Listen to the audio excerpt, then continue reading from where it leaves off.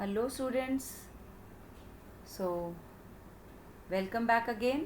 और आज के जो टॉपिक हम करने जा रहे हैं वो हमारा क्लास 10th के रिप्रोडक्शन लेसन का कंटिन्यूएशन में है। इससे पहले हमने डिस्कस करा था एसेक्सुअल रिप्रोडक्शन और उसके बाद हमने डिस्कस किया था reproduction sexual reproduction in flowering plants. आज के टॉपिक में हम कंटिन्यू करेंगे reproduction in human beings. Now human beings में रिप्रोडक्शन में जो हम चीज़ें करने वाले हैं उसमें हम mail reproductive system, female reproductive system, उसके बाद फर्टिलाइजेशन, डेवलपमेंट ऑफ फीटस, ये सब चीज़ें करेंगे। लेकिन रिप्रोडक्शन इन ह्यूमन बींग्स को स्टडी करने से पहले हमको कुछ और टर्म्स भी पढ़ने हैं।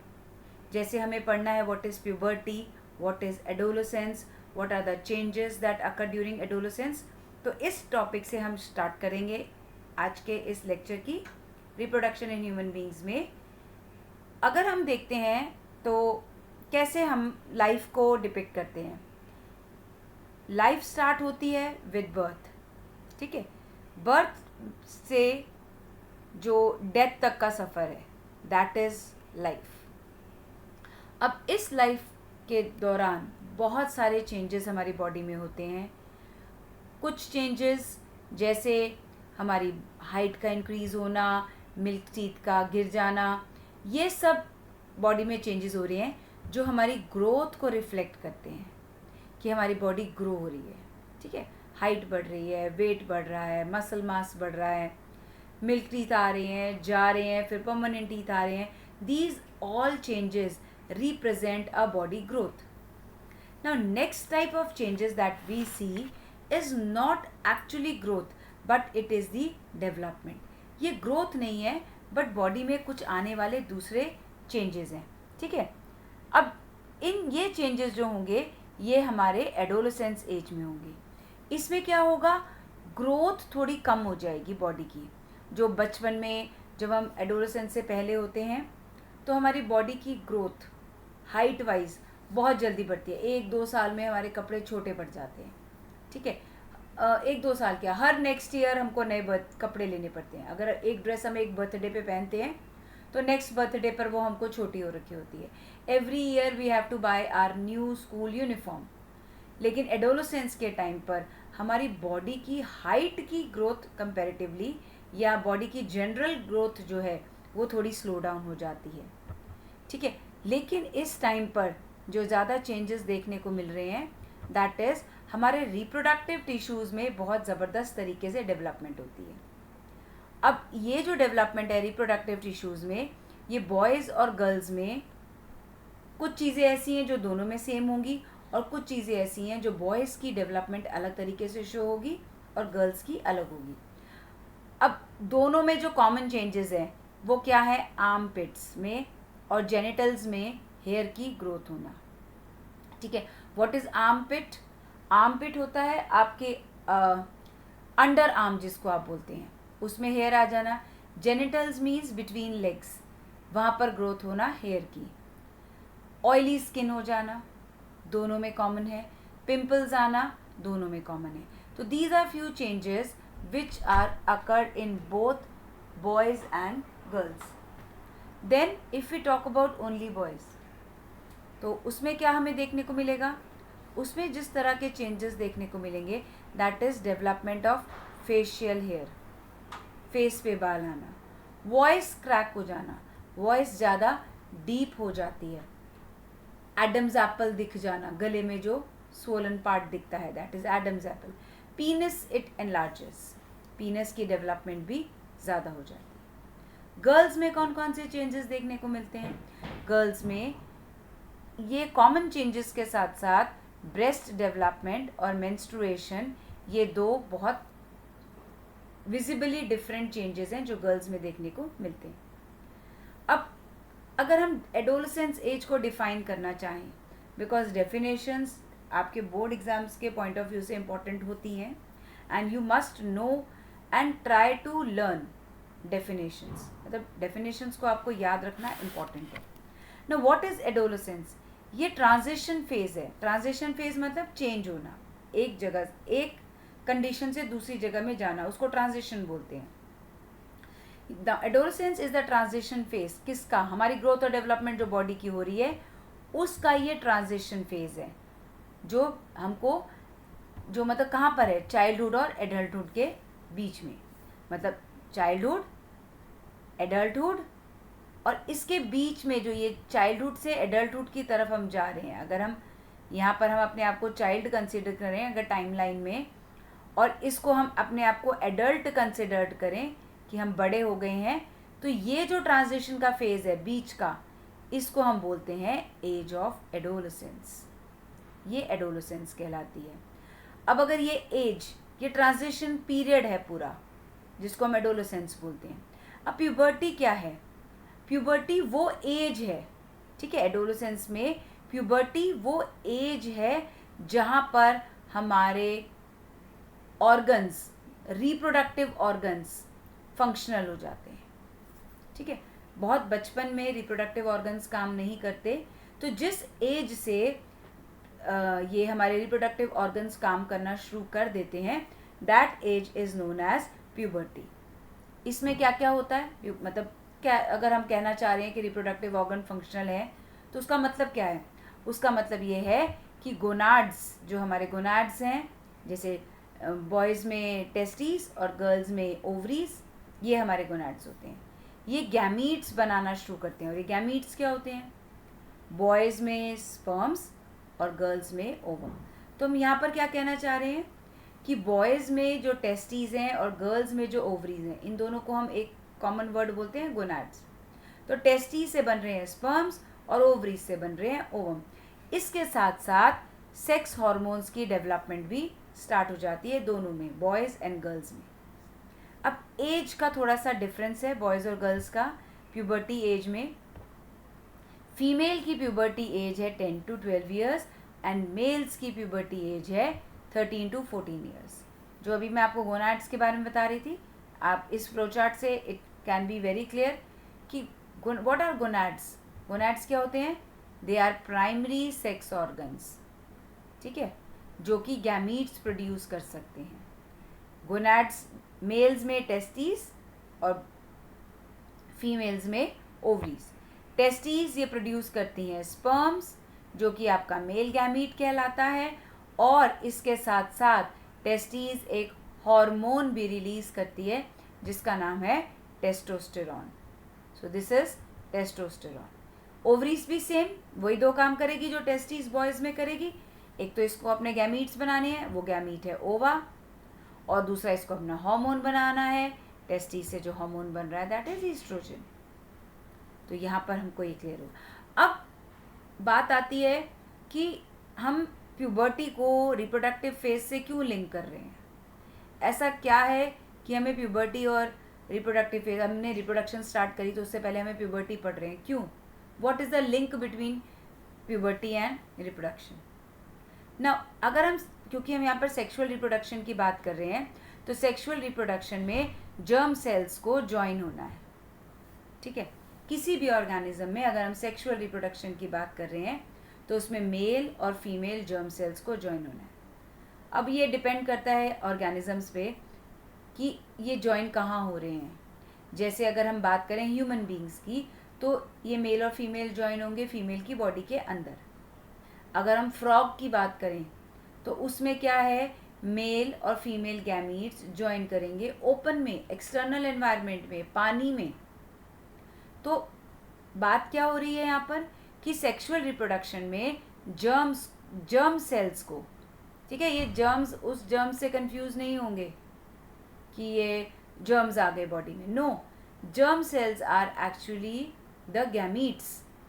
जो गैमीट्स हैं उनको ज्वाइन होना है, चाहे वो एक्सटर्नल ज्वाइन हो चाहे वो इंटरनल ज्वाइन हो. अब ह्यूमन बींग्स में क्या है, ह्यूमन बींग्स में जो गैमीट्स की ज्वाइनिंग हो रही है वो इंटरनल हो रही है. ठीक है, यानी कि जो ज्वाइनिंग ऑफ गैमीट को हम क्या बोल सकते हैं, ज्वाइनिंग ऑफ गैमीट को हम कहेंगे कि फर्टिलाइजेशन. तो अगर हम एक और स्पेसिफिक टर्म यूज़ करें कि ठीक है, फर्टिलाइजेशन कहाँ हो रही है ह्यूमन बींग्स में, ह्यूमन बींग्स में फर्टिलाइजेशन हो रही है बॉडी के अंदर. अब बॉडी के अंदर फर्टिलाइजेशन होनी है फीमेल बॉडी की. अब फीमेल बॉडी में मेल गैमीट्स को पहुंचाना है। मेल गैमीट्स को पहुंचाने के लिए मेटिंग करनी पड़ेगी मेल और फीमेल को। अब अगर हम सोसाइटी में सब मेल और फीमेल हैं तो कैसे पता चलेगा कि अब ये एडोलेसेंस हैं या they are ready for the process of reproduction? This is because जो ये प्यूबर्टी के टाइम पर सिग्नल्स हैं, ठीक है, ये हम आइडेंटिफाई हो जाती है कि कोई एक इंसान सेक्सुअली मैच्योर हो चुका है। ठीक है, तो प्यूबर्टी के टाइम पर आइडेंटिफिकेशन हो रही है कि इंसान सेक्सुअली मैच्योर हो गया है, now ready for the fertilization. एक पॉइंट तो ये हो गया। दूसरा, फर्टिलाइजेशन में जो ऑर्गन्स की ज़रूरत पड़ती है, पीनस, यूट्रस, ब्रेस्ट्स, इन सब की डेवलपमेंट भी होती है जो कि हमको आगे जाकर रिप्रोडक्शन में ज़रूरत पड़ती है। तो this was all about reproduction के इंट्रोडक्शन आपका एडोलेसेंस एंड प्यूबर्टी। अब हम चलेंगे to the next topic, that is male reproductive system. अब मेल रिप्रोडक्टिव सिस्टम को अगर हम स्टडी करते हैं तो मेल रिप्रोडक्टिव सिस्टम में पहले तो हमको दो चीज़ों के बारे में पता होना चाहिए कि मेल रिप्रोडक्टिव सिस्टम में होगा क्या, किस लिए बना है mail reproductive system. Mail reproductive system में दो काम चलेंगे। एक, मेल रिप्रोडक्टिव सिस्टम का वो हिस्सा जो जर्म सेल्स यानी स्पर्म्स को प्रोड्यूस करेगा, और वो हिस्सा कौन सा है? टेस्टिस। दूसरा हिस्सा वो जो कि इन जर्म सेल्स को लेकर जाएगा, डिलीवरी करेगा इन जर्म सेल्स की फर्टिलाइजेशन के लिए फीमेल बॉडी के अंदर। ठीक है, तो उसमें आपके आते हैं वास डिफरेंस, यूरेथ्रा। ये कौन कौन से ऑर्गन्स हैं इसका भी हम डायग्राम से स्टडी करेंगे, लेकिन यहाँ पर अभी आपको ये जानना इंपॉर्टेंट है कि मेल रिप्रोडक्टिव सिस्टम मेनली दो बड़े रोल कर रहा है। एक रोल है उसका स्पर्म्स प्रोड्यूस करना, दूसरा रोल्स है उन स्पर्म्स को फर्टिलाइजेशन तक पहुँचाना। ठीक है, जहाँ पर फर्टिलाइजेशन हो रही है वहाँ तक उनको पहुँचाना। तो चलिए ये मेल रिप्रोडक्टिव सिस्टम के बारे में स्टडी करते हैं। मेल रिप्रोडक्टिव सिस्टम में टेस्टिस का तो नाम हमने बहुत बार ले लिया। ये रहा आपका टेस्टिस, ये जो राउंड स्ट्रक्चर है, दिस इज टेस्टिस। एक मेल में टेस्टिस का एक पेयर होता है, यानी कि दो टेस्टिस होती हैं। ये टेस्टिस प्रोड्यूस करती हैं स्पर्म्स। स्पर्म्स प्रोड्यूस कर रही हैं ये टेस्टिस, और ये टेस्टिस है कहाँ, बॉडी में कहाँ है? ये बॉडी के अंदर नहीं है, सरप्राइजिंगली ये बॉडी के बाहर हैंग हो रखी हैं। ठीक है, और ये टेस्टिस एक बैग के अंदर हैंग होती है, जिस बैग को हम बोलते हैं स्क्रोटम। ये बाहर का जो स्ट्रक्चर है, let me clear this so that, क्योंकि कलर सेम है ना, ये जो बाहर का स्ट्रक्चर है इसको बोलते हैं स्क्रोटम। अब ये स्क्रोटम में मतलब बॉडी के बाहर क्यों टेस्टिस को रखा, बॉडी के अंदर क्या जगह नहीं है टेस्टिस के लिए? ये है स्क्रोटम, कलर चेंज करने से थोड़ा सा दिख जाएगा। और ये बीच में जो ग्रीन स्ट्रक्चर मैं ये पूरा कर रही हूँ, दिस इज टेस्टिस। अब टेस्टिस को बॉडी से बाहर क्यों हैंग करके रखा हुआ है? Why testis are not placed anywhere inside human body? This is because जो स्पर्म की प्रोडक्शन है उसके लिए नॉर्मल बॉडी टेम्परेचर से थोड़ा सा कम टेम्परेचर चाहिए। इसीलिए ये हमारा एब्डोमेन, यहाँ पर आपका ये यूरिनरी ब्लैडर, ये सब है, ये बॉडी के बाहर का हिस्सा है। ये यहाँ से ये सारा मेल बॉडी के बाहर का हिस्सा है।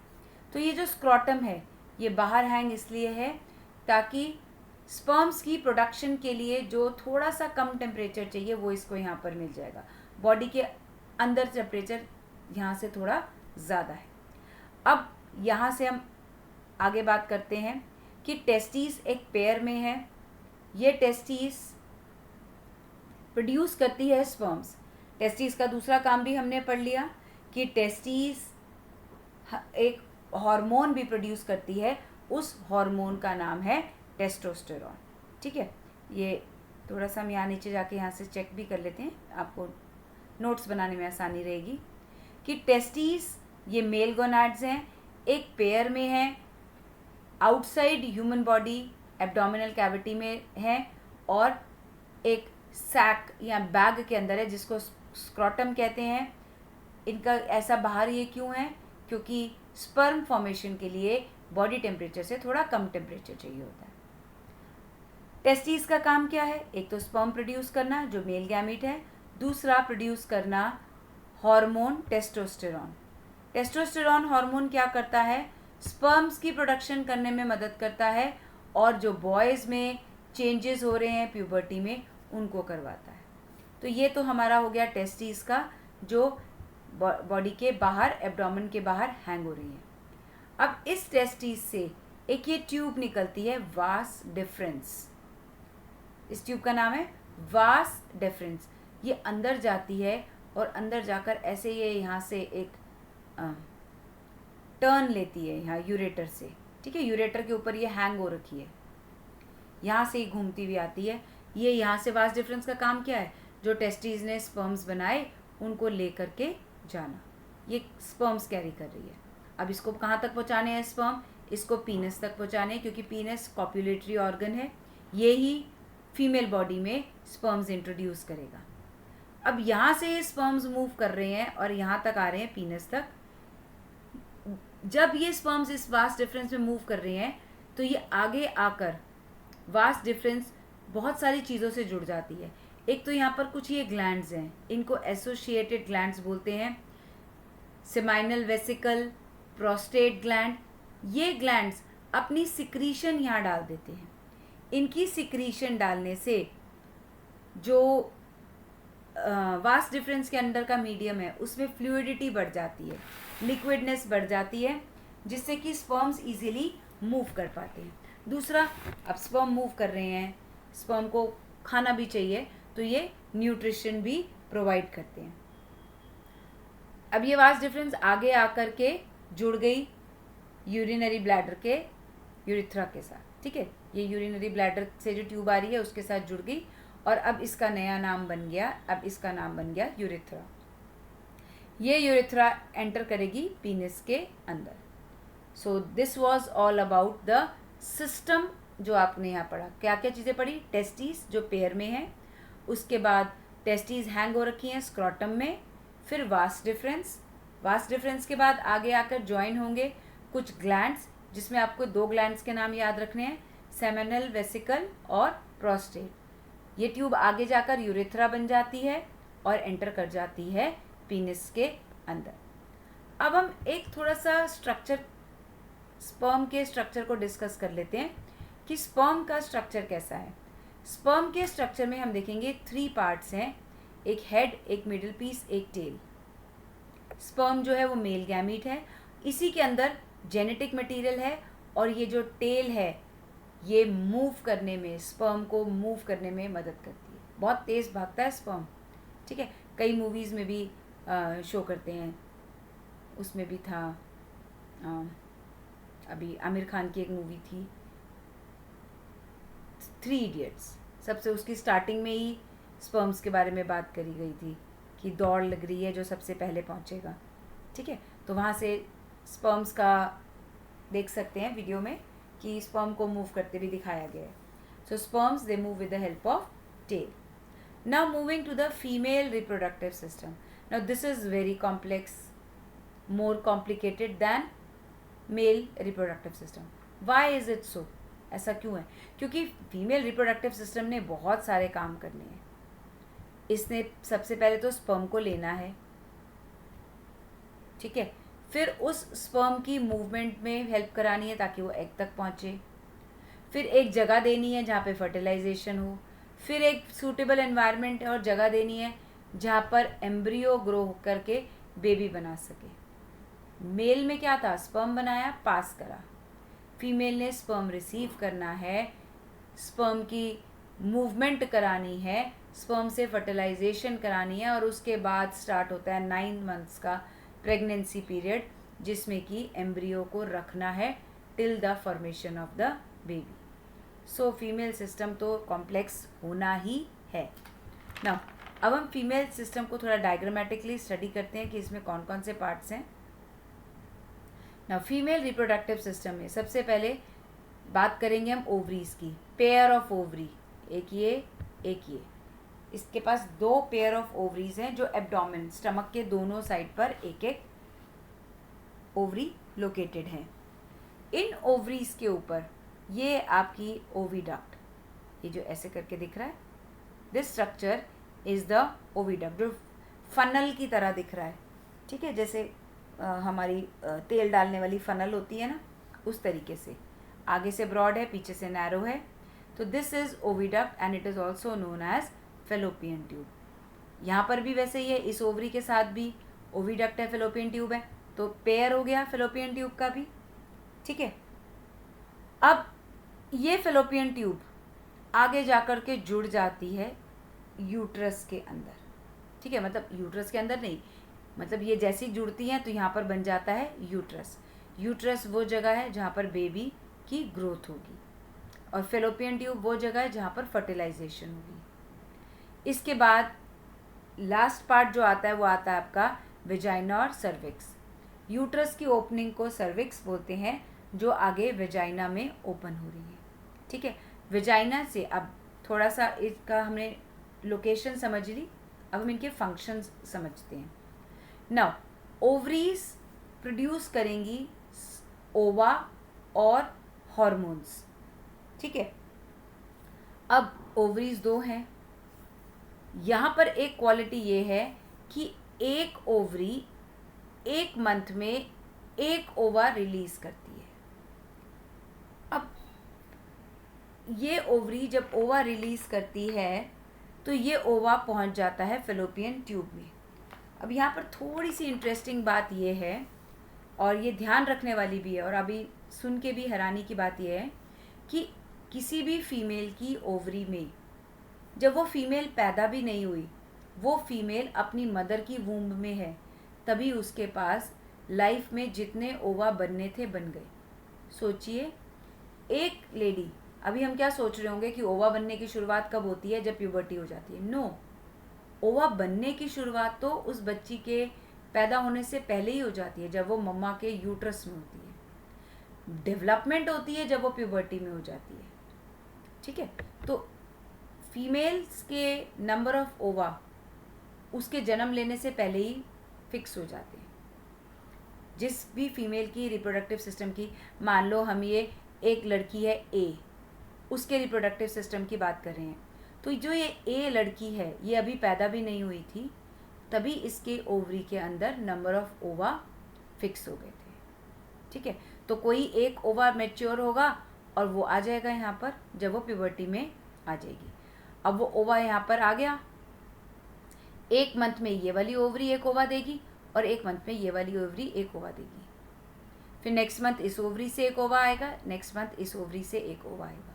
तो 1 ओवरी 1 मंथ 1 ओवा विल बी रिलीज्ड, ठीक है। अब ये ओवा जो आएगा ये फर्टिलाइज होगा, है ना। तो ये थोड़ी सी हैरानी की बात लग रही है आपको कि जिस ओवा से हम पैदा हुए, जिस ओवा से हम पैदा हुए, मतलब हम अपनी मम्मी के ओवा से पैदा हुए, तो हमारा ओवा तब बन गया था जब मम्मी नानी के यूट्रस में थी। तो हम कभी ना कभी अपनी नानी के यूट्रस में भी थे, है ना। सरप्राइजिंगली थोड़ा सा समझने में इसको बच्चों को रह रहा होगा, बट जिसको नहीं समझ में आ रहा वो सिर्फ इतना याद रख सकते हैं कि ओवरी की ओवा बर्थ से पहले बन जाते हैं और रिलीज़ होते हैं at the time of puberty. अब ओवरी से ओवा रिलीज़ हुए, और किसने रिसीव किया ओवा को? ओविडक्ट ने। अब ये ओविडक्ट से ओवा रिलीज़ होकर के यूट्रस की तरफ मूव कर रहे हैं। ये वेजाइना से पीनस की एंट्री से स्पर्म्स आएंगे यूट्रस की तरफ, ठीक है। ये यहाँ से मूव करना शुरू कर रहा है, ये यहाँ से मूव करना शुरू कर रहा है। तो जब स्पर्म मूव करेगा तो इसकी फर्टिलाइजेशन कहीं यहाँ ओविडक्ट में होगी। फर्टिलाइजेशन की यही प्लेस है, यहाँ पर आने पे फर्टिलाइजेशन नहीं होगी, फर्टिलाइजेशन यहीं पर होगी। इसके बाद फर्टिलाइजेशन बनने के बाद ये हो जाएगा, इसका नाम बन जाएगा जाइगोट। ओवरी में से ओवा निकला, स्पर्म आया, ओवा और स्पर्म की फर्टिलाइजेशन से जो चीज़ बनी वो है जाइगोट। ओवा भी सिंगल सेल, स्पर्म भी सिंगल सेल, इन दोनों को मिलाने के बाद जो जाइगोट बना वो जाइगोट भी सिंगल सेल ही कहलाया। यहाँ पर दोनों के न्यूक्लियस फ्यूज़ हो गए, और लेकिन सेल एक ही है। अब ये सेल धीरे धीरे आगे बढ़ रहा है, ठीक है। जाइगोट अब धीरे धीरे जो सिंगल सेल जाइगोट था वो आगे बढ़ता जा रहा है, ठीक है। अब वो अपने आप को डिवाइड करता जा रहा है, बहुत सारे सेल्स बनते जा रहे हैं और ये पहुंच गया कहीं यहाँ पर। अब ये जो यहाँ पर पहुंच गया ये बन गया हमारा एम्ब्रियो। ये क्या बन गया हमारा एम्ब्रियो। अब ये एम्ब्रियो अपने आप को यूट्रस की वॉल में इम्प्लांट कर देगा और इसकी धीरे धीरे डेवलपमेंट आगे होगी। एम्ब्रियो की डेवलपमेंट के बाद हमारा बनेगा फीटस। एम्ब्रियो की डेवलपमेंट के बाद क्या बनेगा? फीटस, ठीक है। ये फीटस आगे जाके डेवलप होके बनेगा बेबी, ठीक है। तो यूट्रस में बेबी रहेगा टिल 9 मंथ्स और उसके बाद 9 मंथ्स पे जब बेबी की डेवलपमेंट पूरी हो जाएगी then this baby moves out from cervix and vagina, जिसको कॉमनली हम बर्थ कैनाल भी बोलते हैं, ठीक है। अब ये बहुत सारे टर्म्स आपके आ गए यहाँ पे, एम्ब्रियो, फीटस, बेबी, जाइगोट। तो इनके लिए छोटा सा मैंने लर्निंग के लिए आपकी हेल्प के लिए एक, आप वीडियो को पॉज करके अपने नोट्स कंप्लीट कर सकते हैं। ये मैंने फ्लो चार्ट के फॉर्म में समझाने की कोशिश की है, it will become helpful for you. Sperms enter करते हैं वेजाइना में, ओविडक्ट में आते हैं, ओवम भी ओविडक्ट में पहुंचता है, वहाँ पर दोनों की फ्यूजन हो जाती है जिसको हम बोलते हैं फर्टिलाइजेशन। फर्टिलाइजेशन कहाँ हो रही है? ओविडक्ट में, ठीक है। अब ये ओविडक्ट से आगे मूव करेगा, मतलब जैसे ही फर्टिलाइजेशन होगी ये क्या बन जाएगा? जाइगोट। तो जाइगोट को हम क्या कह सकते हैं? जाइगोट को हम कहेंगे एक फर्टिलाइज्ड एग। अब इस जाइगोट में डिवीजन होगी बहुत सारी और अब ये जाइगोट एक सेल का जो था अब वो बहुत सारे सेल्स का स्ट्रक्चर बन जाएगा और उस बहुत सारे बॉल ऑफ सेल्स को हम बोलेंगे एम्ब्रियो, ठीक है। ये बहुत सारे बॉल्स हैं, सेल्स के बॉल हैं, मतलब एक बॉल है जिसमें बहुत सारे सेल्स हैं, इसको हम बोलते हैं एम्ब्रियो। अब ये जाएगा यूट्रस में और वहाँ पर इम्प्लांट हो जाएगा और बन जाएगा फीटस। फीटस में बॉडी के सेल्स तो और बढ़ेंगे ही बढ़ेंगे, ये तो नो डाउट कि सेल्स तो बढ़ ही रहे हैं। फीटस में आप ऑर्गन फॉर्मेशन देख पाओगे कि भाई छोटे छोटे ऑर्गन्स बनने बेबी के स्टार्ट हो रहे हैं, ठीक है। अब फीटस यूट्रस में रहेगा फॉर अबाउट 9 मंथ्स और उसके बाद फुल्ली मैच्योर बेबी हो जाएगा जो वेजाइनल ओपनिंग या सर्विक्स और बर्थ कैनाल कॉमन ओपनिंग से उसका बर्थ हो जाएगा। तो इस पूरे प्रोसेस को, जब फर्टिलाइजेशन से बेबी बनने का प्रोसेस है, इसको बोलते हैं जेस्टेशन पीरियड, ठीक है। इसको पूरा बोलते हैं हम जेस्टेशन पीरियड। अब यहाँ पर कुछ और वर्ड भी लिखा हुआ है मैंने, वो क्या है कि जब एम्ब्रियो डेवलप हो रहा है, फीटस बन रहा है, फीटस डेवलप हो रहा है, बेबी बन रहा है, उसको न्यूट्रिशन कहाँ से मिलेगा? उसको न्यूट्रिशन मिलेगा एक ऑर्गन से जिसका नाम है प्लेसेंटा। अब प्लेसेंटा क्या है वो हम आगे पढ़ेंगे, लेकिन उसके साथ साथ एक यहाँ पर कुछ लिखा हुआ है वो भी थोड़ा सा स्टडी करते हुए आगे चलते हैं कि जो बेबी का बर्थ है that process is known as parturition, ठीक है। That process is known as parturition. और वो होता कैसे है?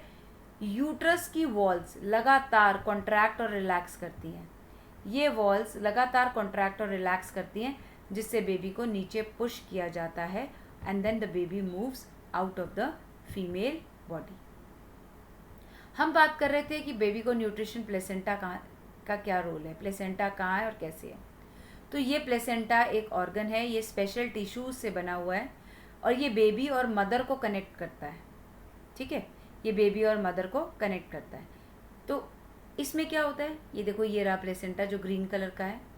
ये प्लेसेंटा अम्बिलिकल कॉर्ड से कनेक्टेड रहता है बेबी के साथ। तो ये बेबी की तरफ से देखो बहुत सारे विलाय जैसे स्ट्रक्चर बने हुए हैं जो प्लेसेंटा के अंदर रहते हैं और मदर साइड से ब्लड आता है। तो ये जो विलाय जैसे स्ट्रक्चर है ये यहाँ से सारा न्यूट्रिशन को एब्जॉर्ब करके बेबी को पहुँचाते हैं और साथ के साथ बेबी का जो वेस्ट है वो इसके थ्रू ही, प्लेसेंटा के थ्रू ही मदर के ब्लड को दे दिया जाता है।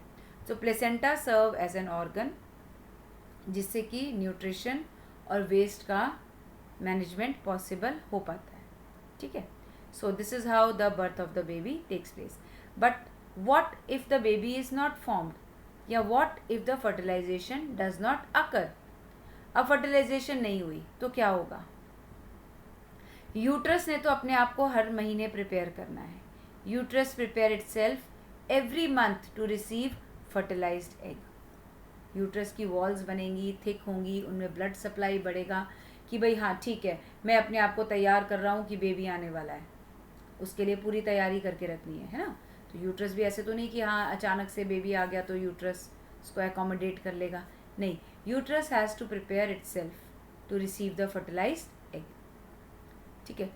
अब फर्टिलाइजेशन नहीं होती, हुई नहीं, फर्टिलाइजेशन नहीं है, तो क्या होगा? जो इसकी तैयारी है, जो इसकी पूरी ये थिक लाइनिंग बनी है, स्पॉन्जी बन रहा है, उसकी ज़रूरत नहीं है, तो यूट्रस टूट जाएगा.